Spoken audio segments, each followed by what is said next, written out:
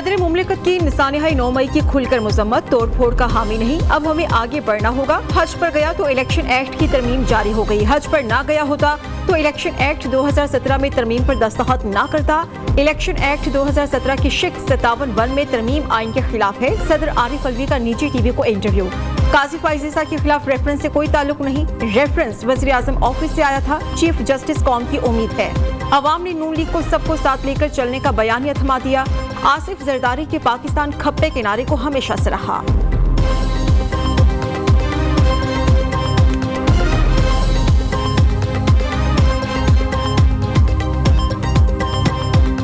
PTI कैसे top trend में जगह बनाती थी, कच्चा चट्टा सब खुल गया। चेयरमैन पीटीआई का जाली बयानिया घड़ने का मंसूबा बेनकाब। पीटीआई दौर में सोशल मीडिया टीमों के जरिए सियासत मुखालिफ प्रोपेगेंडा मुहिम चलाई गई। सरकारी फंड से सोशल मीडिया टीमों पर करोड़ों रुपए खर्च किए गए। प्रोपेगेंडा अकाउंट्स के फॉलोअर्स सरकारी वसाइल से बढ़ाए गए। सोशल मीडिया टीमों को पीटीआई के मज़मूम बयानिया को फैलाने का टास्क दिया गया। मुखालिफिन की किरदार कुशी और हर्जा सराई के लिए सोशल मीडिया टीमों का बेदरग इस्तेमाल हुआ। इख्तिताम पर यह अकाउंट पीटीआई के सियासी कारकुनान इस्तेमाल करते रहे। मजमूई तौर पर इस प्रोजेक्ट की लागत 870 मिलियन रखी गई थी।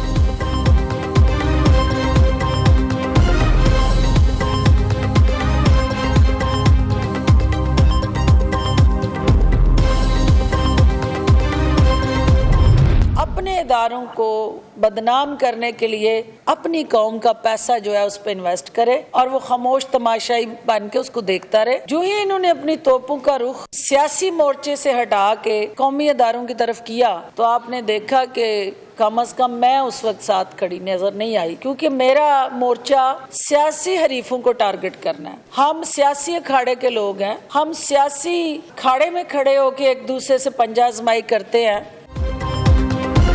सालाना तरक्याती मंसूबों की आड़ में मुल्क के खिलाफ प्रोपेगेंडा किया गया। घिनौने मंसूबे के लिए जंग लड़ी जा रही थी, कॉज के लिए नहीं। टॉप ट्रेंड में रहना चेयरमैन पीटीआई का मशगला था। फिरदौस आशिक अवान कहते हैं सियासत का मोर्चा एक शख्स को तकवीयत देने के लिए इस्तेमाल किया गया।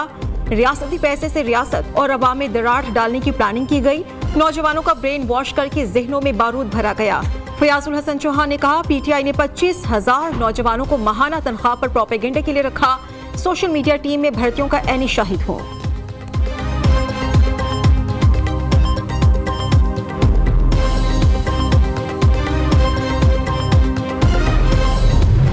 इल्लीगल तरीके से सोशल मीडिया इन्फ्लुएंसर्स का एक लिबादा ओढ़ के अपनी पार्टी के लोगों को भर्ती करके अब ये नौकरियां जो 1100 नौकरियां अपने सोशल मीडिया के लोगों को तहरीक इंसाफ ने दी खैबर पख्तूनख्वा में, एक आम शहरी का हक नहीं था इन नौकरियों पर।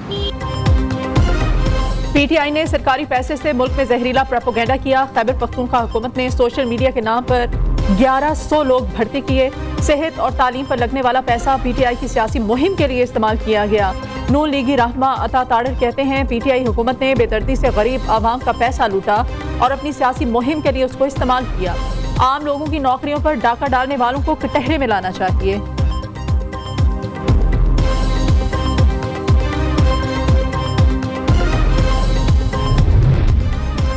पीटीआई की रहनुमा जुल्फी बुखारी के रेड वारंट जारी। इंटरपोल के जरिए गिरफ्तार करके पाकिस्तान लाने का फैसला। वजारत दाखिला ने रेड वारंट के इजरा के लिए FIA को खत लिख दिया। जुल्फी बुखारी और उनके भाई वाजिद हुसैन बुखारी इस्लामाबाद के थाना गोलड़ा में मुकदमा दर्ज में मतलूब है।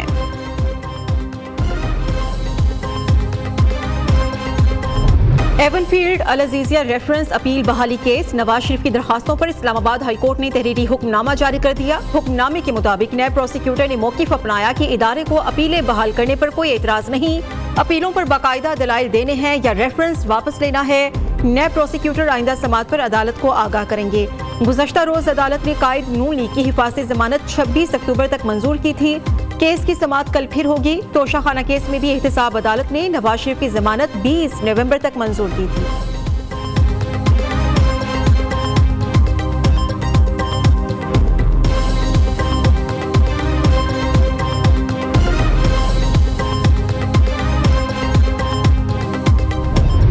देखिए, अब तो पीपल्स पार्टी क्या, अब तो पूरा मुल्क देख रहा है कि किसकी हिमायत हो रही है, किसको स्टेट प्रोटोकॉल दिया जा रहा है। तमाम मामलात अब इस कौम के सामने है, कोई ढकी छुपी बात तो नहीं है।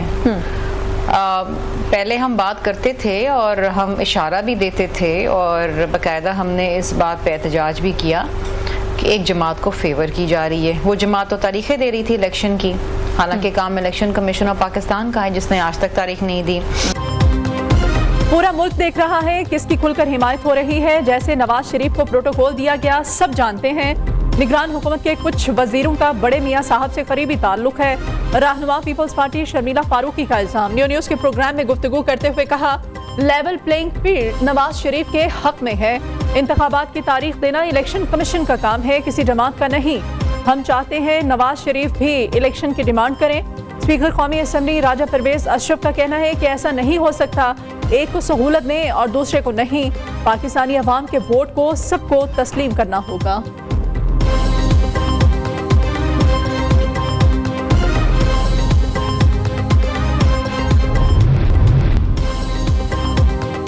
Chairman peoples party Bilawal Bhutto Zardari का फलस्तीनी सिफारत खाने का दौरा। सिफारतकार अहमद जवाद से गजा की सूरत हाल पर तशवीश का इजहार। बिलावल भुट्टो ने कहा, इसराइली हमलों में सैकड़ों फलस्तीनी बच्चों की शहादत इंसानियत के माथे पर एक बदनुमा दाग है। पाकिस्तान कठिन वक्त में फलस्तीनी अवाम के साथ खड़ा है। सेहूनी जारहियत रुकवाने के लिए आलमी बरादरी अपना किरदार अदा करे। बिलावल भुट्टो ने मेहमानों की किताब में अपने तासुरात भी कलमबंद किए।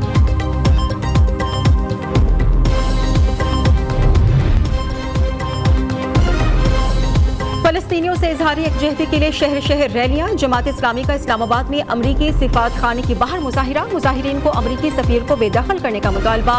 हैदराबाद में सहाफियों, सियासी, मजहबी और सिविल सोसाइटी के रहनुमा और कारकुनान का मुजाहिरा। शुरका की इसराइली जारहियत के खिलाफ आलमी बरादरी से नोटिस लेने की अपील। सरगोधा में कुव्वत समात और गोयाई से महरूम अफराद का फलस्तीनियों के लिए एहतजाज। कराची मीरपुर खास में जमात इस्लामी की रैली। इस्लामी ममालिक की 70 लाख से ज्यादा अफवाज और हुक्मरान खामोश तमाशाई क्यों? हुकूमत पाकिस्तान फलस्तीन की मदद के लिए आगे आए, अमली इक़दामात करे या इक़्तिदार छोड़ दे। हाफिज नईम उर रहमान का धुआंधार खिताब। कहा, हमास ने बेदारी की तहरीक को जिंदा किया, बड़े जिहाद के लिए हम अपनी जिम्मेदारी निभाएंगे।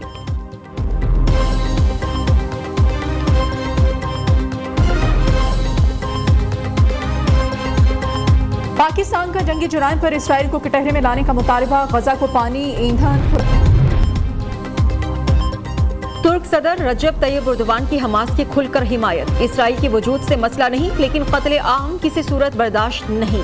हमास दहशतगर्द तंजीम नहीं बल्कि हुर्रियत पसंद ग्रुप है। ये लोग अपनी सरजमीन के तहफ़्फ़ुज़ के लिए जंग लड़ रहे हैं। तैयब एर्दोगान ने वाज़ेह कर दिया। तुर्क सदर ने सवाल उठाया कि यूक्रेन जंग पर आवाज उठाने वाले अब क्यों खामोश हैं।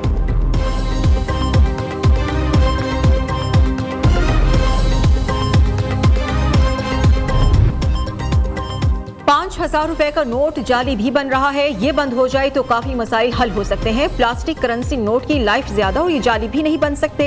गवर्नर स्टेट बैंक की सेनेट की कायमा कमेटी बराए खजाना को ब्रीफिंग। चेयरमैन कमेटी सलीम मांडवाला ने कहा कि दुकानदार 1,000 रुपए का नोट लेने से गुरेजा है। बैंक्स और एटीएम मशीन से निकलने वाले नोट भी जाली निकल रहे हैं। स्टेट बैंक ये नोट खुद वसूल करे ताकि पता चले कहां से आ रहे हैं।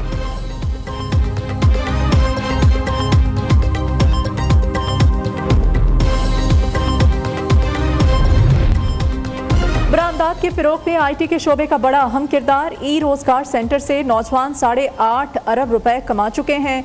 निगरान वजीर इत्तलात मुर्तजा सुलंगी और निगरान वजीर उमर सैफ की प्रेस कॉन्फ्रेंस। कहते हैं फ्री लॉन्सिंग की सहूलत के लिए हमें कोई फैक्ट्री नहीं लगानी। ई रोज प्रोग्राम के तहत प्राइवेट सेक्टर को कर्जे दिए जाएंगे।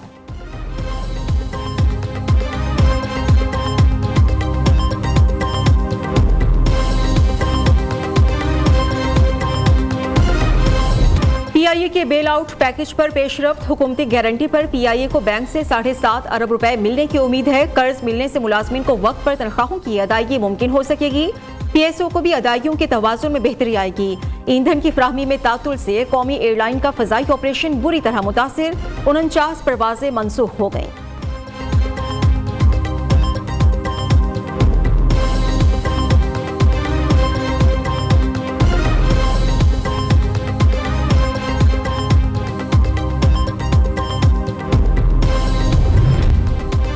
खैबर पख्तूनख्वा में माली बहरान शिद्दत इख्तियार कर गया। महकमा खजाना ने मुलाजमीन को 3 तजावीज़ दे दी।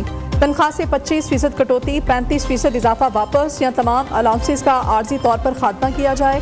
खैबर पख्तूनख्वा की निगरान काबीना कल आइंदा 4 महीनों के लिए बजट की मंजूरी देगी।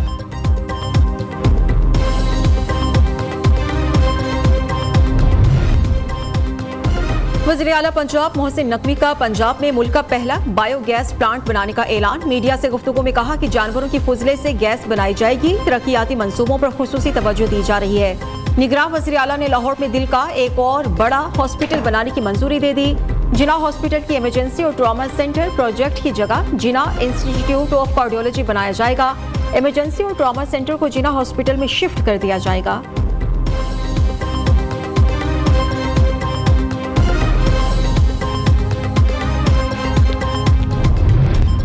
पंजाब की निगरान हुकूमत का बड़ा इक़दाम। सरकारी मुलाजमीन के सोशल मीडिया के इस्तेमाल पर पाबंदी लगा दी। हुक्मनामा भी जारी। सरकारी मुलाजिम सोशल मीडिया पर अपने ख्यालात शेयर नहीं कर सकेगा। खिलाफ वर्जी करने वाले को नौकरी से बरतरफ कर दिया जाएगा।